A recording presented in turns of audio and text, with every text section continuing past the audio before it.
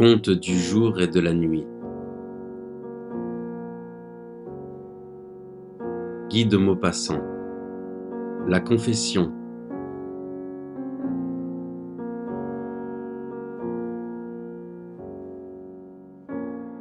Marguerite de Thérelle allait mourir. Bien qu'elle n'eût que 56 ans, elle en paraissait au moins 75. Elle haletait, plus pâle que ses draps, secouée de frissons épouvantables, la figure convulsée, l'œil hagard, comme si une chose horrible lui eût apparu. Sa sœur aînée, Suzanne, plus âgée de 6 ans, à genoux près du lit, sanglotait.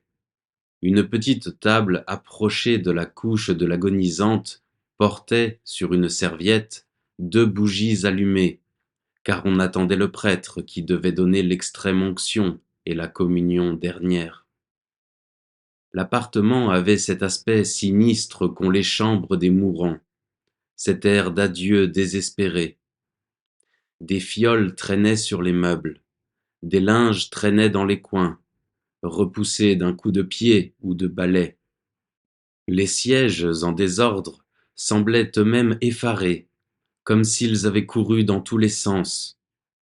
La redoutable mort était là, cachée, attendant. L'histoire des 2 sœurs était attendrissante. On la citait au loin. Elle avait fait pleurer bien des yeux. Suzanne, l'aînée, avait été aimée follement jadis, d'un jeune homme qu'elle aimait aussi. Ils furent fiancés, et on n'attendait plus que le jour fixé pour le contrat, quand Henri de Sampierre était mort brusquement. Le désespoir de la jeune fille fut affreux, et elle jura de ne se jamais marier. Elle tint parole. Elle prit des habits de veuve, qu'elle ne quitta plus. Alors sa sœur, sa petite sœur Marguerite, qui n'avait encore que 12 ans, vint un matin se jeter dans les bras de l'aînée et lui dit: Grande sœur, je ne veux pas que tu sois malheureuse. Je ne veux pas que tu pleures toute ta vie. Je ne te quitterai jamais, jamais, jamais. Moi non plus, je ne me marierai pas. Je resterai près de toi, toujours, toujours, toujours. Suzanne l'embrassa, attendrie par ce dévouement d'enfant, et n'y crut pas. Mais la petite aussi tint parole, et malgré les prières des parents, malgré les supplications de l'aîné, elle ne se maria jamais. Elle était jolie, fort jolie. Elle refusa bien des jeunes gens qui semblaient l'aimer. Elle ne quitta plus sa sœur. Elles vécurent ensemble tous les jours de leur existence, sans se séparer une seule fois. Elles allèrent côte à côte, inséparablement unies, mais Marguerite sembla toujours triste, accablée, plus morne que l'aînée, comme si peut-être son sublime sacrifice l'eût brisée. Elle vieillit plus vite, prit des cheveux blancs dès l'âge de 30 ans, et, souvent souffrante, semblait atteinte d'un mal inconnu qui la rongeait. Maintenant elle allait mourir la première. Elle ne parlait plus depuis 24 heures. Elle avait dit seulement, aux premières lueurs de l'aurore: Allez chercher monsieur le curé, voici l'instant. Et elle était demeurée ensuite sur le dos, secouée de spasmes, les lèvres agitées, comme si des paroles terribles lui fussent montées du cœur, sans pouvoir sortir, le regard affolé d'épouvanté, effroyable à voir. Sa sœur, déchirée par la douleur, pleurait éperdument, le front sur le bord du lit, et répétait: Margot, ma pauvre Margot, ma petite. Elle l'avait toujours appelée ma petite, de même que la cadette l'avait toujours appelée grande sœur. On entendit des pas dans l'escalier. La porte s'ouvrit. Un enfant de chœur parut, suivi du vieux prêtre en surplis. Dès qu'elle l'aperçut, La mourante s'assit d'une secousse, ouvrit les lèvres, balbutia 2 ou 3 paroles, et se mit à gratter ses ongles, comme si elle eût voulu y faire un trou. L'abbé Simon s'approcha, lui prit la main, la baisa sur le front, et d'une voix douce: «Dieu vous pardonne, mon enfant. Ayez du courage, voici le moment venu. Parlez.»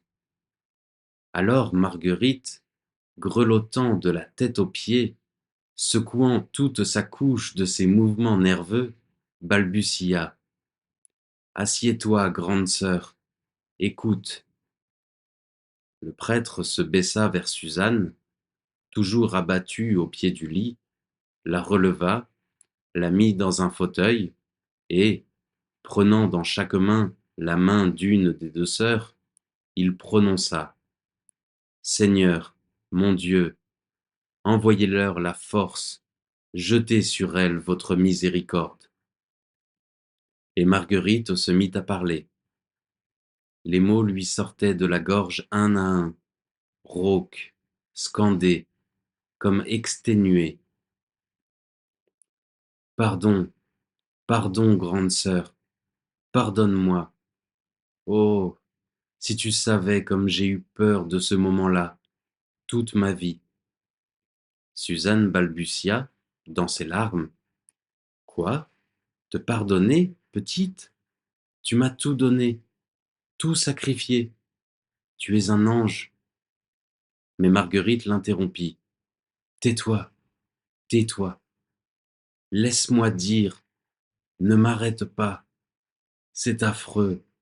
Laisse-moi dire tout, jusqu'au bout, sans bouger. Écoute, tu te rappelles, tu te rappelles, Henri.» Suzanne tressaillit et regarda sa sœur. La cadette reprit: «Il faut que tu entendes tout pour comprendre. J'avais 12 ans, seulement 12 ans. Tu te le rappelles bien, n'est-ce pas? Et j'étais gâté. Je faisais tout ce que je voulais. Tu te rappelles bien comme on me gâtait. Écoute, la première fois qu'il est venu, il avait des bottes vernies. Il est descendu de cheval devant le perron et il s'est excusé sur son costume. Mais il venait apporter une nouvelle à papa. Tu te le rappelles, n'est-ce pas? Ne dis rien. Écoute, quand je l'ai vu, j'ai été toute saisie, tant je l'ai trouvé beau, et je suis demeurée debout dans un coin du salon tout le temps qu'il a parlé. Les enfants sont singuliers et terribles. Oh oui, j'en ai rêvé. Il est revenu plusieurs fois. Je le regardais de tous mes yeux, de toute mon âme. J'étais grande pour mon âge, et bien plus rusée qu'on ne croyait. Il est revenu souvent. Je ne pensais qu'à lui. Je prononçais tout bas: «Henri, Henri de Sampierre.» Puis on a dit qu'il allait t'épouser. Ce fut un chagrin, ô grande sœur, un chagrin, un chagrin. J'ai pleuré 3 nuits, sans dormir. Il revenait tous les jours, l'après-midi, après son déjeuner. Tu te le rappelles, n'est-ce pas? Ne dis rien, écoute.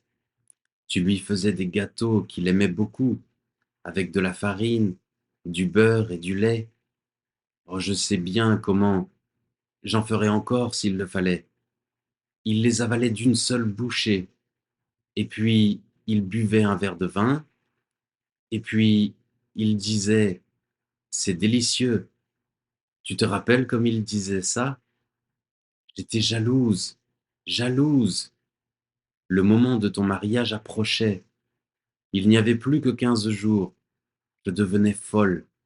Je me disais: «Il n'épousera pas Suzanne. Non, je ne veux pas. C'est moi qui l'épousera, quand je serai grande.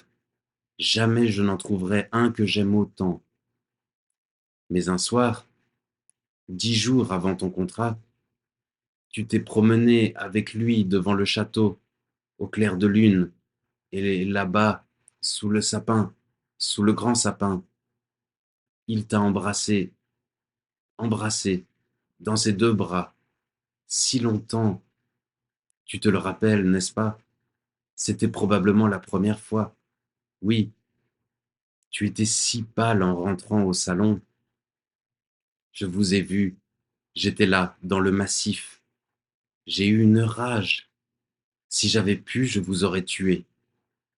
Je me suis dit, il n'épousera pas Suzanne, jamais. Il n'épousera personne. Je serais trop malheureuse. Et tout d'un coup, je me suis mise à le haïr, affreusement. Alors, sais-tu ce que j'ai fait? Écoute, j'avais vu le jardinier préparer des boulettes pour tuer des chiens errants. Il écrasait une bouteille avec une pierre et mettait le verre pilé dans une boulette de viande. J'ai pris chez maman une petite bouteille de pharmacien. Je l'ai broyée avec un marteau et j'ai caché le verre dans ma poche. C'était une poudre brillante. Le lendemain, comme tu venais de faire les petits gâteaux, je les ai fendus avec un couteau et j'ai mis le verre dedans. Il en a mangé 3. Moi aussi j'en ai mangé un. J'ai jeté les 6 autres dans l'étang. Les 2 cygnes sont morts 3 jours après. Tu te le rappelles? Oh, ne dis rien. Écoute, écoute. Moi seule, je ne suis pas morte, mais j'ai toujours été malade. Écoute, il est mort, tu sais bien. Écoute, ce n'est rien cela. C'est après, plus tard, toujours le plus terrible. Écoute, ma vie, toute ma vie, quelle torture. Je me suis dit, je ne quitterai plus ma sœur et je lui dirai tout au moment de mourir. Voilà. Et depuis, j'ai toujours pensé à ce moment-là où je te dirai tout. Le voici venu. C'est terrible. Oh, grande sœur, j'ai toujours pensé, matin et soir, le jour, la nuit, il faudra que je lui dise cela. Une fois, j'attendais. Quel supplice! C'est fait. Ne dis rien. Maintenant j'ai peur. J'ai peur. Oh, j'ai peur. Si j'allais le revoir tout à l'heure, quand je serais morte, le revoir, y songes-tu? La première, je n'oserais pas. Il le faut. Je vais mourir. Je veux que tu me pardonnes. Je le veux. Je ne peux pas m'en aller sans cela devant lui. Oh, dites-lui de me pardonner, monsieur le curé. Dites-lui, je vous en prie, je ne peux mourir sans ça. Elle se tut et demeura haletante, grattant toujours le drap de ses ongles crispés. Suzanne avait caché sa figure dans ses mains et ne bougeait plus.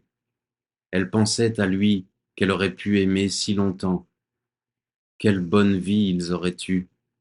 Elle le revoyait dans l'autrefois disparu, dans le vieux passé à jamais éteint. Mort chérie, comme il vous déchire le cœur. Oh, ce baiser, son seul baiser, elle l'avait gardé dans l'âme. Et puis plus rien dans toute son existence. Le prêtre tout à coup se dressa, et d'une voix forte, vibrante, il cria: Mademoiselle Suzanne, votre sœur va mourir. Alors Suzanne, ouvrant ses mains, montra sa figure trempée de larmes, et se précipitant sur sa sœur, elle la baisa de toute sa force, en balbutiant: Je te pardonne, petite.